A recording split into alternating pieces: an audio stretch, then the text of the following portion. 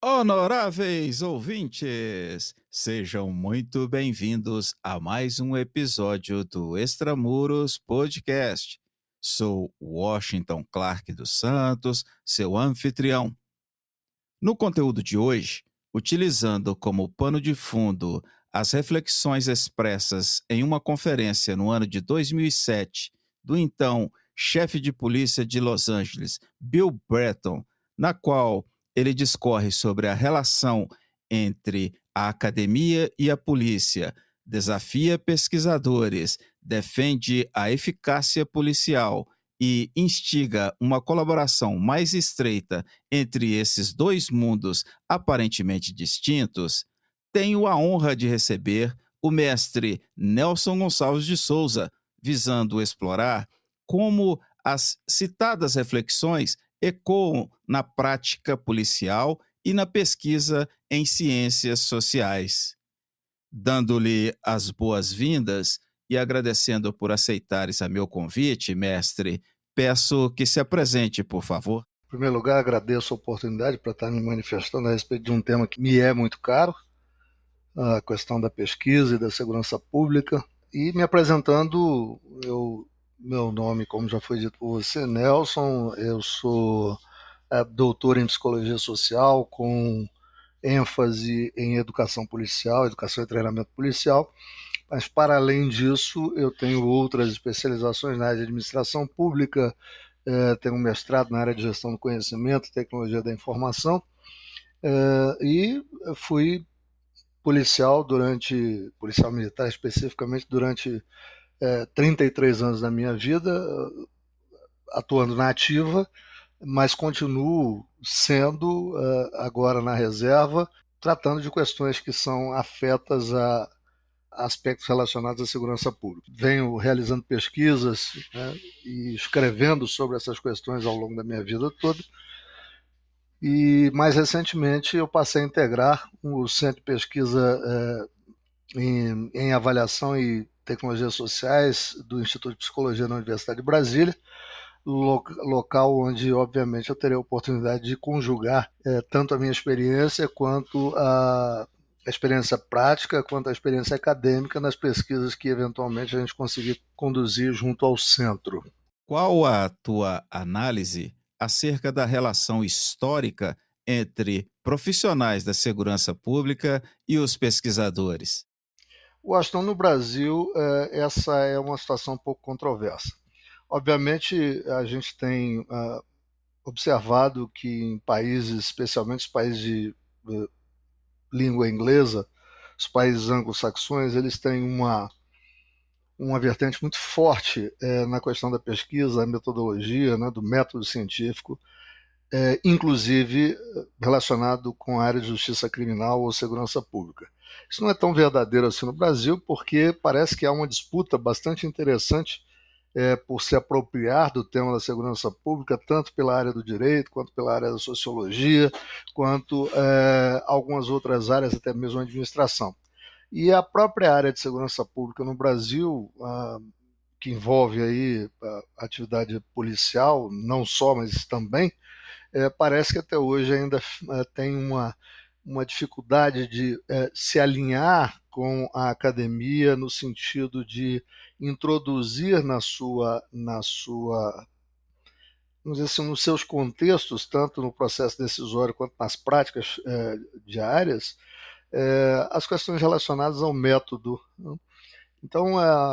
essa relação no Brasil ela precisa melhorar. Ela precisa melhorar e, historicamente, nós temos a academia de um lado e as organizações policiais de outro, cada um entendendo que são capazes de se apropriar de maneira autônoma do conhecimento produzido em suas respectivas áreas, quando, na verdade, uma, de fato, deveria se juntar com a outra para produzir coisas que efetivamente valham a pena, né? Essa relação precisa melhorar no Brasil, a academia precisa reconhecer a experiência das instituições, das organizações policiais, ainda que com seus erros e acertos, para conduzir os processos relacionados à segurança pública, e a área de segurança pública, as organizações policiais em especial, precisam entender que a academia é o centro de produção de conhecimento, é onde há o domínio efetivo do método científico, do qual as organizações policiais podem beber com muita vantagens e resultados positivos. Então, eu não vejo que, historicamente, essa relação tenha que continuar sendo apartada. Ela pode ser uma relação bastante proveitosa para toda a sociedade e, em especial, para as instituições que estão envolvidas. Qual a importância da colaboração entre policiais e acadêmicos e em que medida gera preocupação as pesquisas conduzidas sem considerar as necessidades dos profissionais de segurança pública? Bem, isso é exatamente o que eu me referia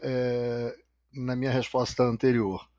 Eu entendo que não é possível se pensar em produzir conhecimento em segurança pública de um modo apartado, porque se de um lado a academia não vivencia a prática das organizações policiais, não sente efetivamente, né,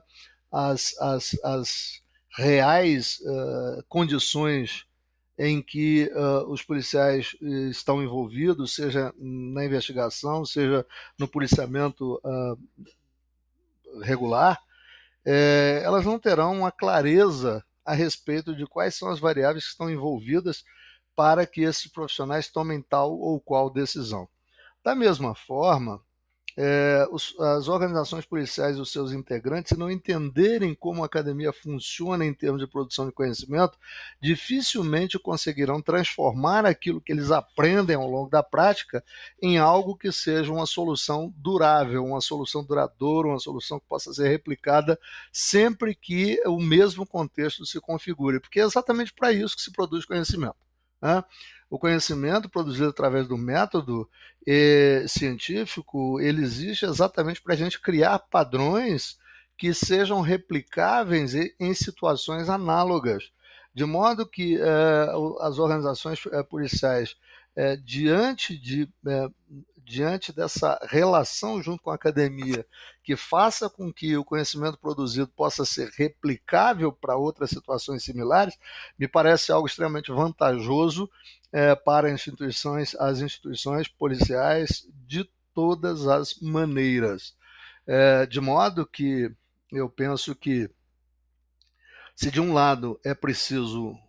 que as organizações de segurança pública adotem o método como uma dos elementos essenciais para os seus processos de tomada de decisão, incluídos aí planejamento, tanto no nível operacional quanto tático, quanto estratégico, e de outro lado a academia precisa entender efetivamente quais são as condições que, na maioria das vezes, os profissionais de segurança pública estão, de fato, inseridos para que eles possam, ao conhecer isso, fazerem os ajustes necessários nas suas pesquisas, sendo capazes de captar a real, e perdoe aí a redundância, a real ou as reais condições, a realidade efetiva na qual esses indivíduos estão submetidos e tomando decisões a partir delas. Como enxergas a diferença de mentalidade entre pesquisadores e profissionais da polícia em termos de prazos e tomada de decisões? Bem, nós estamos falando de dois mundos diferentes. É o mundo da academia, é um mundo diferente do mundo das organizações policiais. De um lado, você tem uma instituição, que é a academia, que na maioria das vezes tem um prazo e condições de pesquisa muito mais adequados e vantajosos para que se levante informações, dados e informações que vão, de alguma maneira, impactar o resultado das pesquisas. Você pode fazer testes, você pode fazer experimentos, não é? Então, existem prazos capazes de atender essa necessidade. De um outro lado, você tem uma organização policial cujos integrantes estão nas ruas, seja fazendo investigação, seja fazendo um policiamento regular na dada localidade, condição essa que exige dele, sob níveis de pressão que não existem, na maioria das vezes, na academia, em relação a prazos, né, e condições de sobrevivência, por assim dizer, que impõem com que esses indivíduos que estão, esses policiais que estão na rua, tomem decisões de maneira, muitas das vezes, assodada, de maneira muito que requer uma decisão imediata diante de uma dada circunstância e que nem sempre eles estão em condições adequadas de tomar a melhor decisão possível. Obviamente que essa melhor decisão, ou o mais próximo dela, advém do conhecimento adquirido por esses profissionais, o que pode ser produto advindo da academia, mas também advém da própria experiência do indivíduo em situações análogas que ele vivenciou anteriormente.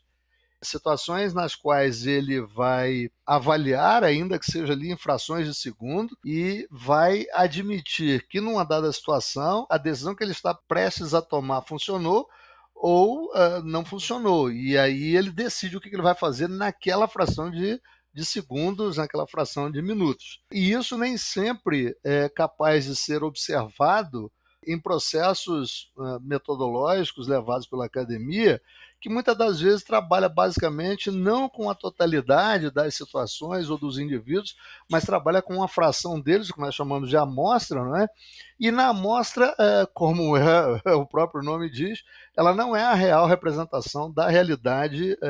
da população, da realidade das instituições, deixando escapar aí algumas possibilidades no processo de tomada de decisão que não estão inclusas naquilo que o profissional na rua vai levar em consideração. Portanto, em termos de prazo de tomada de decisões, nós estamos falando de mundos diferentes, um mundo onde você tem o tempo necessário para produzir o resultado,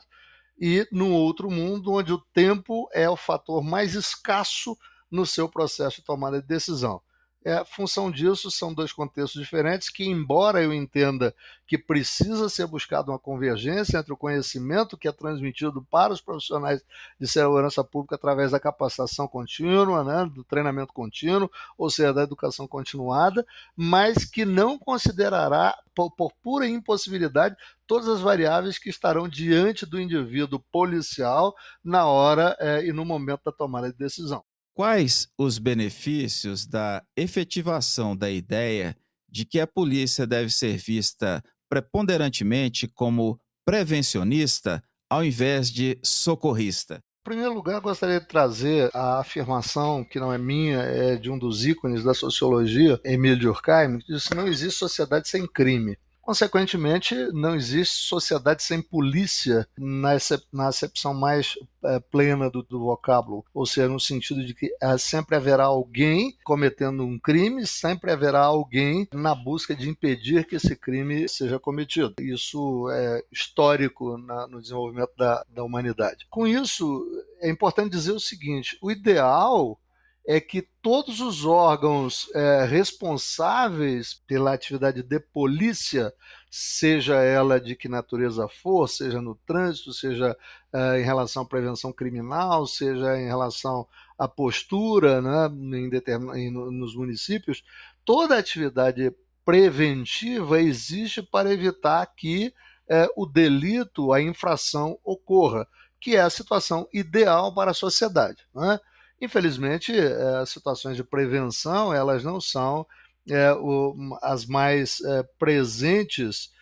em função da impossibilidade de você fazer previsões e predições que digam para você exatamente o que vai acontecer, quando vai acontecer e quem vai cometer a infração ou o delito. Diante disso, o ideal é que as organizações policiais, para usar a palavra que você usou na sua pergunta, preponderantemente elas sejam capazes de, com os melhores dados possíveis, criar as condições para evitar que determinados crimes aconteçam, seja em que localidade for. Isso é o ideal. O ideal é que o crime não ocorra. Por isso, a característica que deve ser preponderante na organização policial, em especial as organizações encarregadas de policiamento preventivo, de policiamento ostensivo, né? Elas estejam sempre capazes, ou sejam sempre capazes de desenvolver estratégias que permitam que os níveis de prevenção sejam maiores. Todavia, como eu disse, não existe sociedade sem crime. O crime vai ocorrer em algum momento, né? E em alguns países mais do que em outros, e esse último caso é o caso do Brasil, onde nós temos volumes de eventos criminais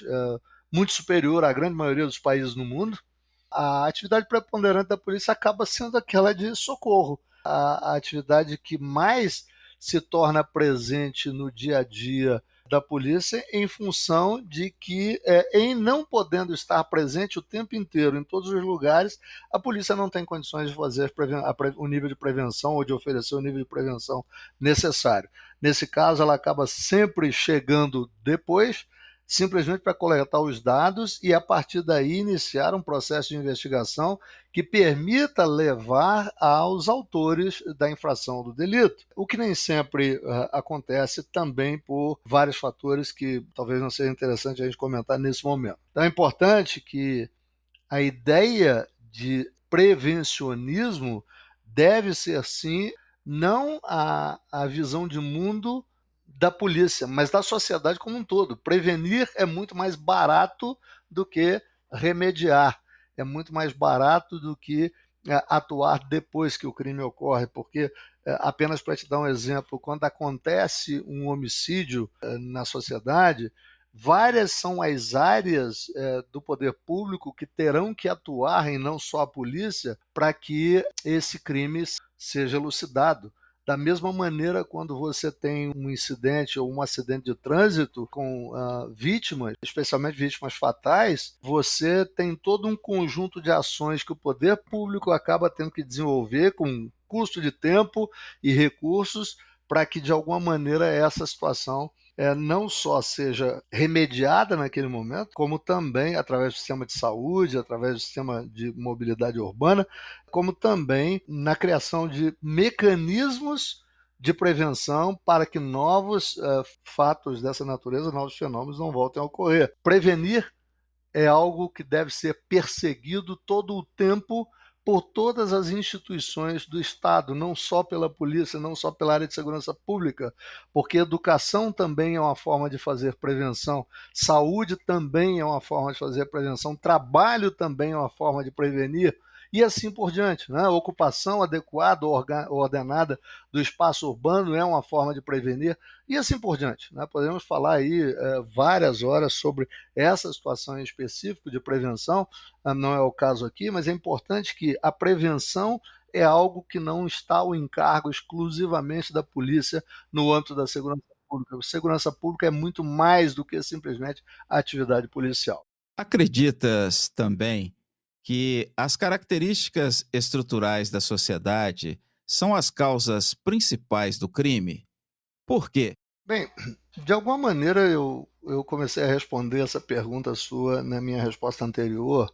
A questão das características estruturais da sociedade, ela envolve uma série de fatores. Eu entendo que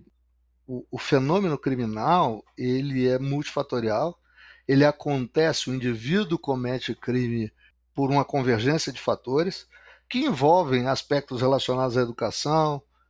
ou educação de baixa qualidade, condições de vida inadequada, distribuição ou má distribuição dos recursos da sociedade à disposição dos indivíduos, a educação familiar, ou seja, tem uma série de fatores que em conjunto podem levar os indivíduos ao cometimento de crime.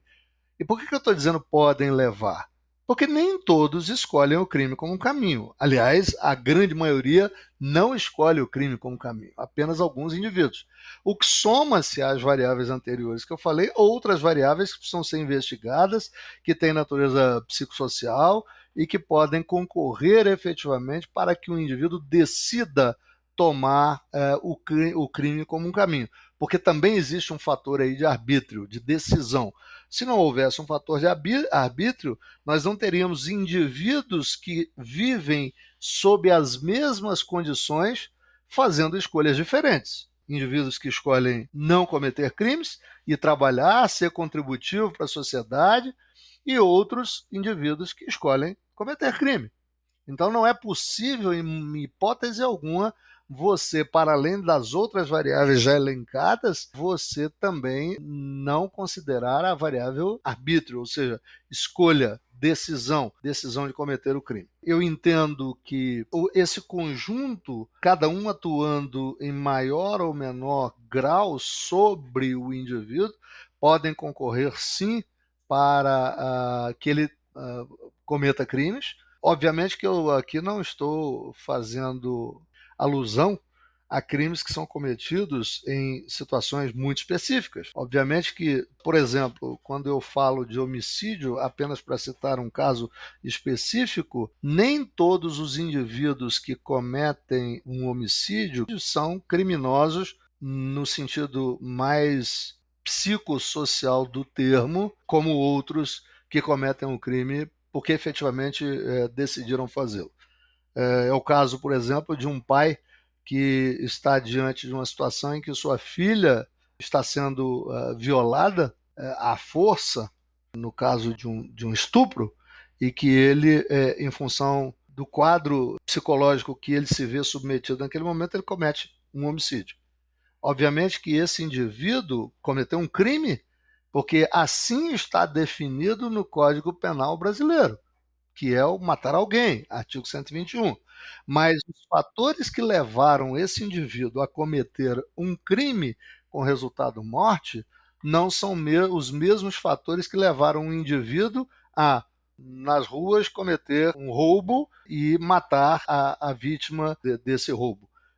Assim como não posso considerar os indivíduos que matam as pessoas por puro prazer. Embora todos